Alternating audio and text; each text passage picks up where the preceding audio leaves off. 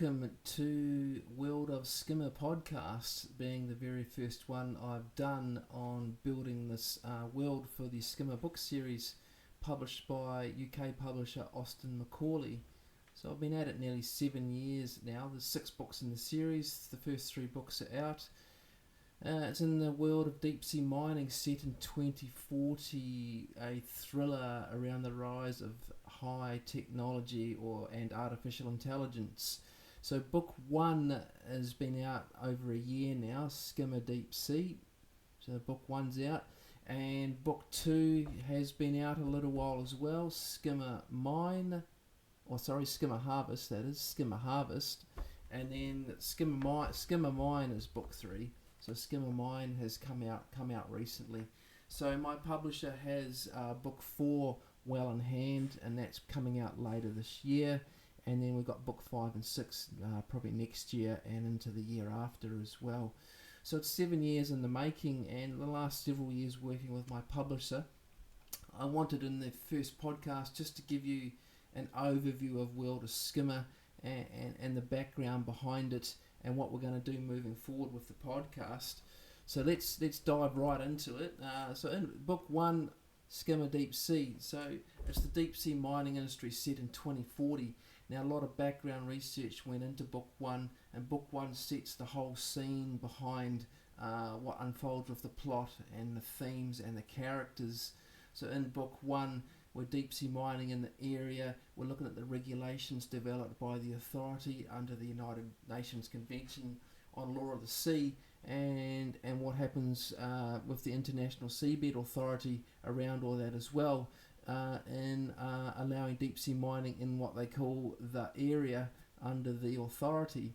So in book 1, we essentially have a tenure or leaseholder, a global Chinese mining corporation which runs a giant mineral harvester sitting out there, probably 10 times the size of the Shell Prelude off Western Australia.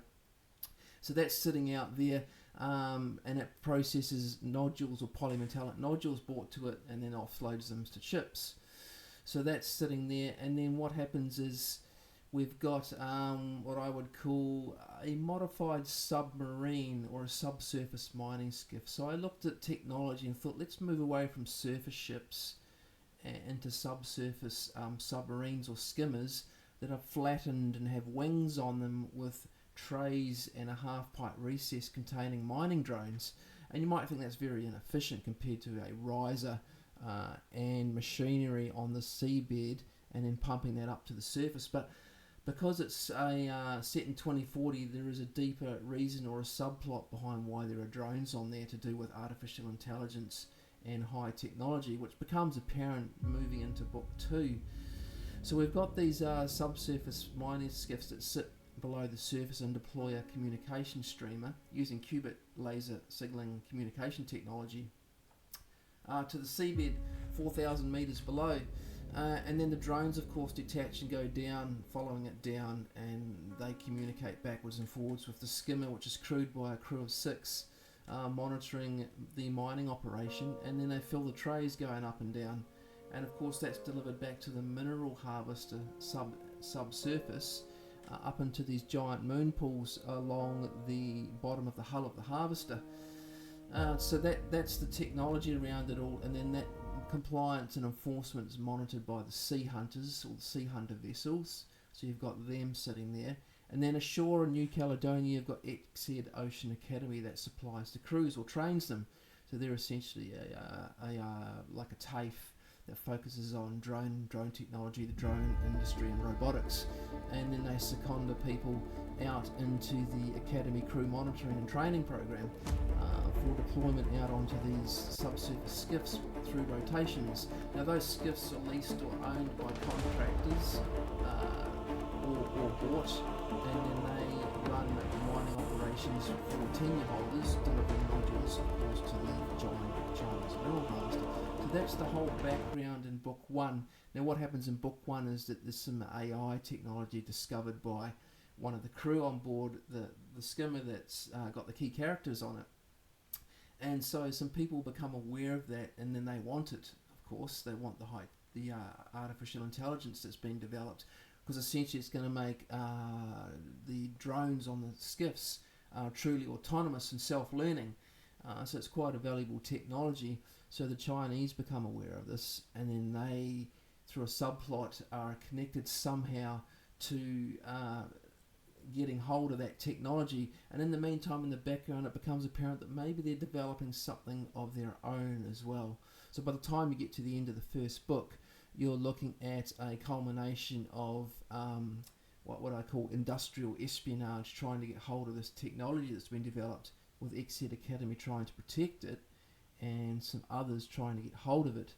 Now that leads us into book 2, and in book 2 for Skimmer Harvest, we become aware that there's much more to the Skimmers than we are led to believe. The plot with the two different AI technologies continues to unfold. We start to understand that maybe the PLA Navy is involved, either directly or indirectly, because someone is embedded within this Chinese global mining company on the Harvester. And there's some sort of family connection or family history around it all going on, with the chief operations officer of the mining company for the Chinese having his sister in the senior laboratory technician on board that's got their own AI developing, and then he's got a son in the Academy crew monitoring program that knows about this other AI technology. So that all evolves in the background, and then what we start to discover is that there is more to these skimmers than we are led to believe, and there is actually some inertial mass reduction drives installed on them or retrofitted. Now we don't know where they came from. That's going to be a separate novel as a prelude to the series. But what we begin to understand is that they're being trialled and tested. And of course the Chinese become aware of this, and although they've signed a contract that they're not allowed to have anything to do or interfere with that technology, there seems to be some underlying plot about its use that we don't quite understand till we get into book 5 and into book 6 and what the ultimate end game is. But the reader should be aware that there is a deeper plot, or there is something else going on with these inertial mass reduction drives. And although there's an agreement to service the Skimmers under the Chinese Global Mining Corporation when they are in the Harvester moon pools, they're not allowed anywhere near this drive, this overdrive as we call it. But it appears that there is an element of the PLA Navy that's got another agenda going on. And that leads us into book 3, or Skimmer Mine, where we start to get more of a background about the family history behind this and how that's all connected or tied up with artificial intelligence, and the two different types of artificial intelligence, and this quiet, or I call it the silent war, to try and get hold of them, because no one wants to compromise mining in the area under the regulations and the authority. So that's more of an industrial espionage approach, except for this rogue element in the PLA Navy that seems to have got their hands dirty in all this, despite trying to appear to stay clean and all innocent.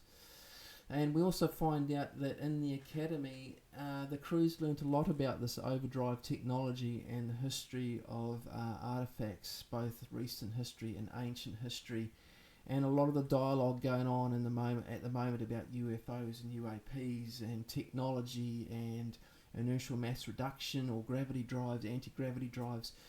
So apparently they got trained in all of this, but it's quite a security-focused environment with a lot of national security around it. So only the Skimmer communications officers are really in on what's actually happening with these trials and tests. And of course, because we've got this silent war going on with AI, or artificial intelligence, that changes the game completely.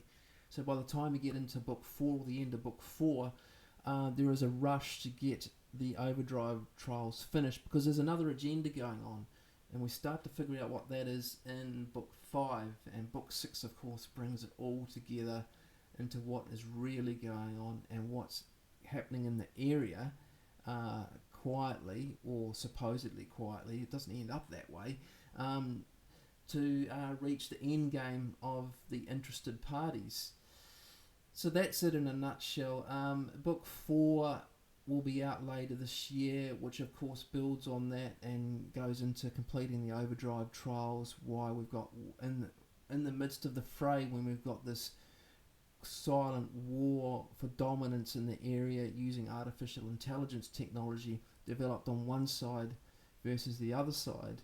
And of course the two should never be brought together. So one side does want to do that and the other realises the implications of that, which seem good but potentially aren't. And I won't get into all that. There's a whole lot of ethical debates through the whole series about the two versions of artificial intelligence in the thriller, which the reader can buy into, and it leads the reader along through the series as that whole discussion and debate rolls out and all the chaos that develops around it between the Chinese leaseholders, the global mining company, and the Skimmer crew program, the contractors that lease or own the Skimmers, and this other group of people that's involved that we don't really find out much about until book 5 going into book 6. So, and we along the way we develop all the characters, of course, and get the whole family situation with this Chinese family. We dig deep into that to understand how that has implications for what is going on in the series.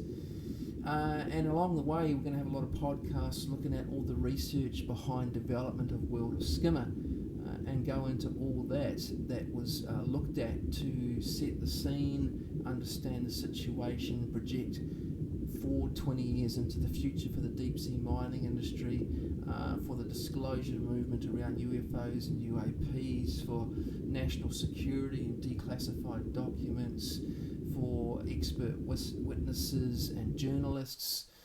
So all that background research has been built into the novel and underpins what is going on through to book 6.